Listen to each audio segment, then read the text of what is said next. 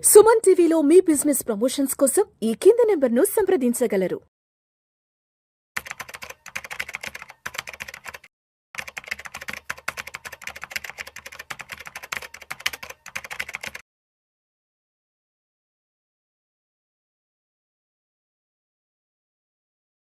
నమస్తే, welcome to Suman TV. నేను విష్ణు. ప్రస్తుతంతో పాటు NISM and CRISIL certified wealth manager Revanth Chalamala ఉన్నారు. వారితో మాట్లాడదాం.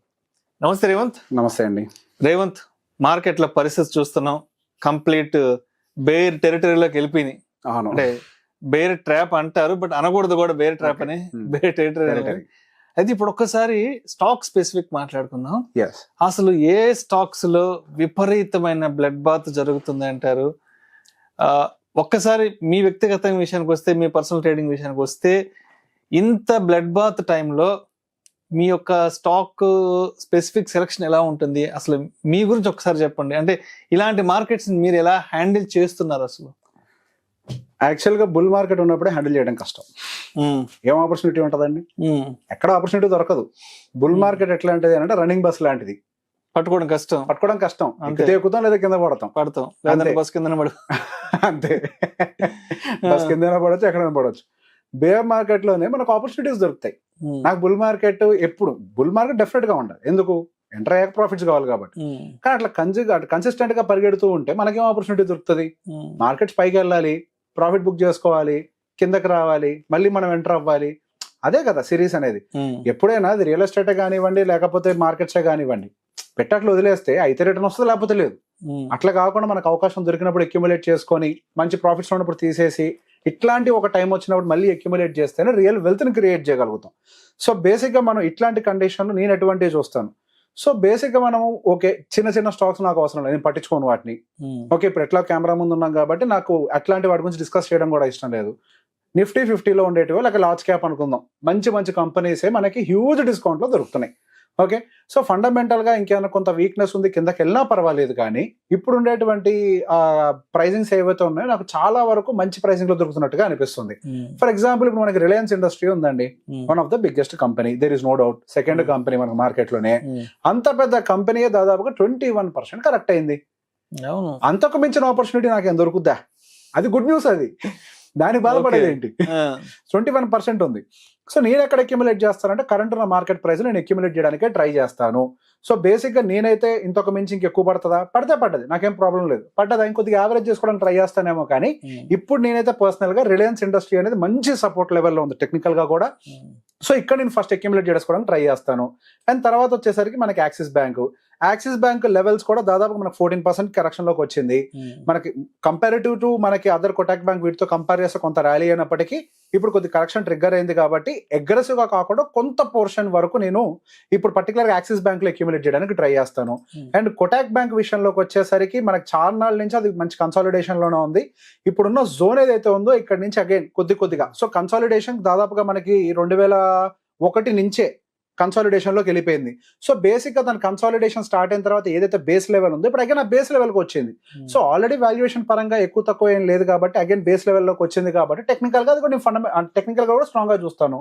ఫండమెంటల్లీ కొటాక్ బ్యాంక్ అనేది వీకర్ కంపెనీ కాదు. అండ్ నెక్స్ట్ వచ్చేసరికి మనకి హిందుస్థాన్ యూనిలివర్ అందరికి చాలా మందికి ఫేవరబుల్ కంపెనీ, మ్యూచువల్ ఫండ్స్ లో కూడా చాలా మందికి ఫేవరబుల్ కంపెనీ. అట్లాంటి కంపెనీ 21% కరెక్ట్ అయింది. కన్సంప్షన్ ఇండస్ట్రీలో HUL అనేది one of the favourable company, అందరికి చాలా ఫేవరెట్.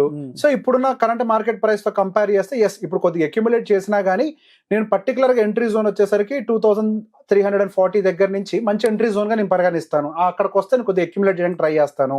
నెక్స్ట్ బజాజ్ ఫైనాన్స్ కూడా ఒక రకంగా చాన్నాళ్ళ నుంచి మనకు దాదాపుగా 2021 టైం నుంచి మన కన్సాలిడేషన్ లోనే ఉంది. ఫైనాన్స్ సెక్టర్ అంతా కూడా పెద్దగా ఏమి ర్యాలీ కాలేదు.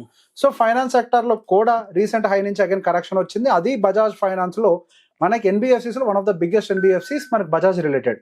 అట్లాంటి ఒక స్టాక్ కూడా దాదాపు 20% కరెక్ట్ అయింది. ఇప్పుడున్న ప్రైసింగ్ నుంచి నేను అక్యుములేషన్ చేసుకోవడానికి నేను హ్యాపీగా ఉంటాను. దాదాపుగా 6550 దగ్గర ఉంది. I'm happy to accumulate from this price. And మనకి ఏషియన్ పెయింట్స్ చాలా మందికి ఫేవరెట్. ఏషియన్ పెయింట్స్ ని కళ్ళు మూసుకొని కొనుక్కోండి అని చెప్పి చెప్పుకునేది ఒక స్టాక్ అది. అది కూడా దాదాపుగా 2021 జూన్ ఆ టైం నుంచి అది కూడా కన్సాలిడేషన్, అందులో కూడా మూమెంటం లేదు, అందులో కూడా దాదాపుగా ఇప్పుడు 30% కరెక్షన్ కి వచ్చింది. కాకపోతే ఒక్క చిన్న ప్రాబ్లం ఏంటి అని అంటే, అది అన్ని నెలల నుంచి అన్ని సంవత్సరాల నుంచి కన్సాలిడేషన్ ఏదైతే జరిగిందో ఆ జోన్ ని కొద్దిగా బ్రేక్ డౌన్ చేసింది. అది నాకు కొంచెం ఇన్కన్వీనియన్స్ కనిపిస్తుంది.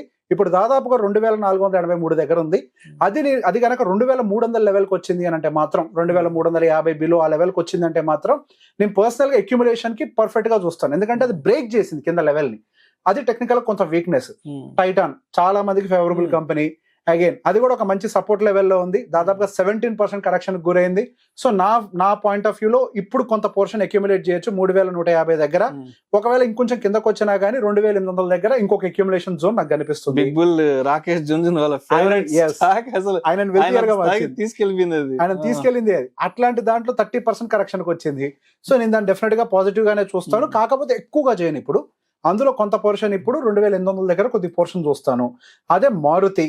సో మారుతి విషయానికి వచ్చేసరికి అగైన్ అది కూడా దాదాపుగా 19.5%, నియర్ టు 20% కరెక్షన్ సెక్టర్ లో కింగ్. దానికి ఎటువంటి డోకా లేదు. 11,000 నుంచి నాకు 10,300 దాకా మంచి సపోర్ట్ ఏరియానే కనిపిస్తుంది. అక్కడ నుంచి అంటే ఇప్పుడు బేసిక్ ఉన్న లెవెల్స్ అంతా ఫైనే. 11,000 దగ్గర నుంచి నేను అక్యుములేట్ చేయడానికి రెడీగానే ఉన్నాను. టాటా మోటార్స్ దాదాపుగా 34% పడ్డది. విపరీతమైన కరెక్షన్. ఏదైతే ఇప్పుడు జోన్ ఉందో నాకు ఒక సూపర్ జోన్ లాగా కనిపిస్తుంది. దాదాపుగా 750 ఏదైతే ఆ జోన్ ఉందో ఇప్పుడు అదొక మంచి జోన్ లాగా కనిపిస్తుంది. I feel it is a very good accumulation zone. అక్కడి నుంచి బ్రేక్ అవడం అయితే చాలా కష్టం. ఒకవేళ బ్రేక్ అయితే మాత్రం 525 దాకా రావచ్చు, కానీ అక్కడికి వస్తుందని నేను అనుకోవట్లే. So 750 is a very good level of accumulation. However, మనకి 34% అని అంటే హ్యూజ్ టాటా మోటార్స్ లో. And Tata steel as of now 25% correction గురైంది. కాకపోతే ఇప్పుడున్న లెవెల్ నాకు అక్యుములేషన్ కి అంత ఫేవరబుల్ గా కనిపించట్లేదు. 125 ఆ లెవెల్స్ లోకి వస్తే అక్యుములేషన్ కి పాసిబిలిటీ ఉంటది. అండ్ అల్ట్రాటెక్ సిమెంట్ దాదాపుగా 11%, కొంచెమే కరెక్ట్ అయింది, పెద్దగా ఏం లేదు. కానీ నాకు అక్యుములేషన్ పాయింట్ అయితే 10,000 దగ్గర కనిపిస్తుంది. ఇప్పుడు కరెంట్ 10,700 దగ్గర ఉంది. 10,000 కోసం అక్యుములేషన్ కి చూస్తాను. అదేవిధంగా ఇండస్ ఇండ్ బ్యాంక్ దాదాపు 40% కరెక్ట్ అయింది. విపరీతమైన కరెక్షన్. అది మామూలు కరెక్షన్ కాదు. 40% అంటే మామూలు కరెక్షన్ కాదు. అటు ఇటు అయిందంటే 50% ఇంకా హ్యూజ్. అదేంటి ఇప్పుడు నేను చెప్పింది రీసెంట్ హై నుంచి, దాని యాక్చువల్ ఆల్ టైమ్ హై నుంచి చూస్తే అది హ్యూజ్ కరెక్షన్, ఇంకా చాలా డౌన్ లో ఉంది. దాని ఆల్ టైమ్ హై జూలై 2018లో చేసింది. అప్పటి నుంచి ఇప్పటిదాకా మళ్ళీ ఆల్ టైమ్ హైకి వెళ్ళలేదు. సో బేసిక్ గా నెక్స్ట్ మళ్ళీ రీసెంట్ హై నుంచే మళ్ళీ అది అగైన్ 40% పడ్డది. ఇప్పుడు కొద్దిగా అక్యుములేషన్ జోన్ లోకి వచ్చినట్టుగా కనిపిస్తుంది. కొంత స్టెబిలిటీ ఉంటది. ఒకవేళ అక్కడి నుంచి కూడా ఇప్పుడు 1000 రూపాయల దగ్గర నియర్ బై ఉంది. నేను దాని అక్యుములేషన్ జోన్ కింద కొంత పరిగణించి అక్కడి నుంచి కనుక బ్రేక్ డౌన్ అయితే 800 దగ్గర ఇంకొక అక్యుములేషన్ జోన్ చూస్తున్నాను. And next power grid. So power grid విషయంలోకి వచ్చేసరికి కరెంట్ ఉన్న లెవెల్స్ కూడా నాకు కొంచెం అక్యుములేషన్ జోన్ లో ఫేవరబుల్ గానే కనిపిస్తున్నాయి. It is a good company, there is no doubt. So ఇప్పుడు నేను ఏదైనా ఉన్నా కానీ పవర్ గ్రిడ్ నమ్మకంగా పెట్టుకుంటాను. ఫాల్ పరంగా చూసినా కానీ ఒక 10% ఎంతో ఉంది, పెద్దగా ఏమీ లేదు. సో బజాజ్ ఫిన్జో వచ్చేసరికి దాదాపుగా 20%. And it is in my accumulation zone. 1639 నుంచి 1636 వరకు కూడా సపోర్ట్ ఏరియా కనిపిస్తుంది. అండ్ నెక్స్ట్ నెస్లే, ఇది కూడా చాలా మందికి ఫేవరబుల్ కంపెనీ. నెస్లే దాదాపు 21% ఉంది. కానీ నాకు సపోర్ట్ ఏరియా వచ్చేసరికి 2070 నుంచి నాకు సపోర్ట్ ఏరియా ఎంటర్ అవుతున్నట్టుగా అనిపిస్తుంది. సో నేను 2100 దగ్గరకు వస్తే మాత్రం అక్యుములేషన్ కోసం బాగా ట్రై చేస్తాను. Adani energies, so Adani enterprises అంతా కూడా కొంత అక్యుములేషన్ జోన్ లో ఉన్నట్టుగానే కనిపిస్తుంది. సో అందులో మనకి రీసెంట్ హై అంటే అది ఎప్పుడో మనకి 2023లో చేసింది. అప్పటి నుంచి సో రీసెంట్ హై నుంచి అయితే పెద్దగా ఫాల్ లేదు, కానీ 2023 నుంచి 32% ఫాల్ ఉంది. కొంతవరకు హెవీగా బయింగ్ చేయడానికి ఇంట్రెస్ట్ చూపిన అదానీ ఎంటర్ప్రైజెస్ లో. దాంట్లో వెరీ లిటిల్ పోర్షన్, కుదిరితే 1.5% 2% మించి నేను పోను అదానీ ఎంటర్ప్రైజెస్ కి అయితే. కోల్ ఇండియా అగైన్ ఇప్పుడు అక్యుములేషన్ జోన్ లో ఉంది. 402 రూపాయల దగ్గర మంచి అక్యుములేషన్ జోను. దాన్ని టచ్ చేసి అక్కడ నుంచి రివర్స్ అయింది. ఒకవేళ అది బ్రేక్ చేస్తే, నేను అనుకోవట్లేదు 260కి వస్తుందని, ఒకవేళ బ్రేక్ చేస్తే 260 వరకు రావడానికి స్కోప్ ఉంది. సో అది చేయదు అని నేను అనుకుంటున్నాను. కానీ 402 అనేది మంచి అక్యుములేషన్ జోన్. ఇప్పుడు టచ్ చేసి కొద్దిగా రివర్స్ అయింది. ఓఎన్జీసీ కళ్ళు మూసుకొని అక్యుములేట్ చేస్తాను దీన్ని అయితే. 27% ఫాల్ అయింది. వెరీ గుడ్ సపోర్ట్ ఏరియాలో ఉన్నట్టుగా కనిపిస్తుంది. అంతకుమించి పడుతుంది అన్న నమ్మకం కూడా నాకు లేదు. సో నేను అక్యుములేట్ చేస్తా, పడ్డా నాకు భయం లేదు. ఇట్ విల్ రికవర్ అన్న నమ్మకం నాకు గట్టిగా ఉంది. అండ్ మనకి హిందాల్కో వచ్చేసరికి దాదాపుగా accumulation zone 627 rupees. So previous గా ఇక్కడ మల్టిపుల్ టైమ్స్ మనకి సపోర్ట్ అండ్ రెసిస్టెన్స్ గా రెండింటి కింద యాక్ట్ చేసిన లెవెల్ ఇది. సో టెక్నికల్ గా ఇది ఒక మంచి అక్యుములేషన్ జోన్ గా కనిపిస్తుంది.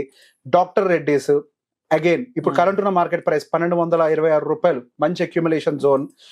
బజాజ్ ఆటోకి మాత్రం ఇప్పుడు 9,482 రూపీస్ దగ్గర ఒక అక్యుములేషన్ పాయింట్ చూస్తున్నాను. ఒకవేళ బై ఎనీ ఛాన్స్ కిందకి స్లిప్ అయితే 8,700 దగ్గర సూపర్ అక్యుములేషన్ కనిపిస్తుంది, అక్కడే చేస్తాను. అదాని పోర్ట్ ఒక 12 ఇప్పుడున్న జోన్ ఓకే టూ మచ్ కాదు, ఇప్పుడున్న జోన్ 1240 రూపీస్ దగ్గర నేను అక్యుములేషన్ జోన్ గా చూస్తున్నాను. ఎస్బీఐ లైఫ్ 1,529 రూపీస్ దగ్గర అక్యుములేషన్ జోన్. సిప్లా దాదాపుగా అది కూడా మనకి 11% పడ్డది, సో ఇది కూడా మంచి అక్యుములేషన్ జోన్ లో ఇంకా లేదు యాజ్ ఆఫ్ నౌ. 1,427 వస్తే అక్యుములేషన్ పాయింట్ గా చూస్తున్నాము. బ్రిటానియా విపరీతమైన రెడ్ క్యాండిల్ ఫామ్ చేసింది, 24% హై నుంచి పడ్డది, ఇప్పుడు మంచి సపోర్ట్ ఏరియాలో ఉన్నట్టుగా కనిపిస్తుంది. నేను ఈ పాయింట్ లో బ్రిటానియా అక్యుములేట్ చేసుకోవడం కంఫర్టబుల్ గా ఫీల్ అవుతాను, నేను దాని గురించి భయపడను. టాటా కన్జంప్షన్ కి సంబంధించి, టాటా కన్స్యూమర్ ప్రోడక్ట్ కి సంబంధించి మంచి అక్యుములేషన్ జోన్, హై నుంచి 26% పడ్డది. అండ్ ఇప్పుడు ఏదైతే 925 రూపీస్ ఉందో అది ఒక మంచి అక్యుములేషన్ జోన్. హీరో మోటార్స్ అందరికి ఫేవరబుల్ కంపెనీయే, సో హీరో మోటార్స్ కూడా దాని హై నుంచి 26% పడ్డది, అక్యుములేషన్ జోన్ లోనే ఉంది. 4,500 ఈ ప్రైస్ ఏదైతే ఉందో మంచి అక్యుములేషన్ పాయింట్. సో ఇప్పుడు మనం దాదాపుగా పెట్టుకునే అన్ని కూడా మనకి నిఫ్టీ 50లో దాదాపుగా ఏవైతే 10% కంటే బిలో ఫాల్ అయ్యాయో, 20 కంటే బిలో ఫాల్ అయ్యాయో, 30 కంటే బిలో ఫాల్ అయ్యాయో వాటిని మాత్రమే చూస్తున్నాం. వాటిల్లో అక్యుములేషన్ జోన్స్ టెక్నికల్ గా ఎక్కడెక్కడున్నాయో చూసి నేను ఆ టెక్నికల్ జోన్స్కి వస్తే నేను ఎక్కడ అక్యుములేట్ అవ్వాలనుకుంటున్నానో ఆ టెక్నికల్ లెవెల్స్ అన్ని కూడా ఇప్పుడు మీకు వివరించాను. Thank you so much Revanth. Thank you అండి. ఇంతటి మార్కెట్ ఫాల్లో ఏ స్టాక్స్ 10%, 20%, 30-40% ఏ స్టాక్స్ లో ఊచకోత జరుగుతుంది అనే దాని గురించి చాలా చక్కగా తెలియజేసి thank you so much. Thank you అండి.